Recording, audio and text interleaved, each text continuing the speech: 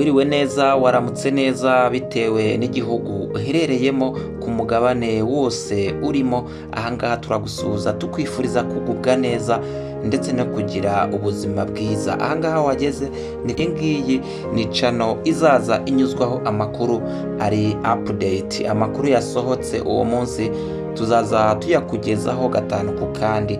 Niyo mpamvu nawe ugomba gukanda subscribe kugira ngo aya makuru ujye uyamenyera ku gihe. Uyu munsi tugiye kukugezaho amakuru y'umustar Bruce Melody. Uyu nguyu nawe watangaje ko agiye gukandagira mu gihugu cya Tanzania.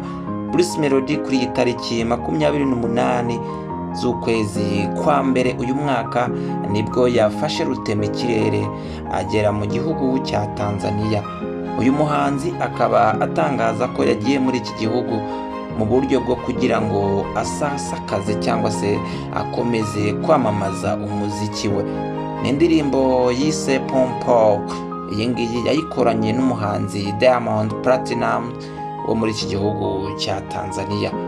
Iyi ngiyi ni inkuru iri kugaragara ku kinyamakuru Igihe.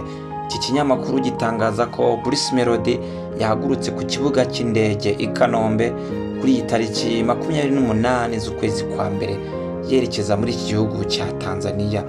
Ni mu gihe kandi Bruce Melody yari amaze iminsi avuye i Nairobi mu gihugu cya Kenya, aho naho yari avuye kugaragaza iyi ndirimbo yise Pompo, indirimbo nziza cyane agaragaramo we na Diamond Platnumz. Bruce Melody atangaza ko muri iki gihugu cya Tanzania azagenda ahura n'abahanzi bagiye batandukanye mu buryo bwo kugenda yamamaza umuziki we muri iki gihugu nyine.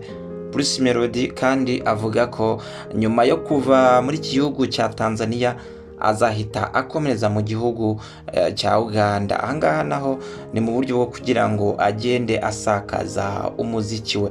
Nkuko bitangazwa n'ikinyamakuru Igihe, iki kinyamakuru gitangaza ko Bruce Melody yagiye muri iki gihugu cya Tanzania ajyanye n'abasore bagiye batandukanye.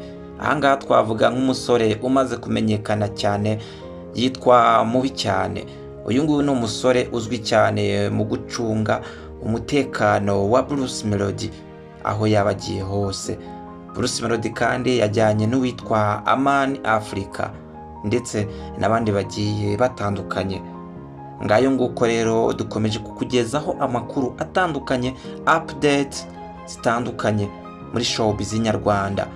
Iyi channel yitwa Isi y'Ibyamamare. Byinshi wifuza, amakuru mashyashya, byose ni hano rero uzajya usanga ibiganiro bitandukanye byibanda ku ba star, showbiz, muri make entertainment. Ni hano uzajya uyisanga. Ngayo nguko rero bana natwe ukanda subscribe kugira ngo ibiganiro byose bishyashya, update shyashya ujye uzibona kare. Dukomeze kwifuriza Bruce Melody nk'umustar dukunda gukomeza kugira urugendo rwiza ndetse no guhirwa mu bitaramo agenda akora. Imana ikurinde bana natwe ukanda subscribe.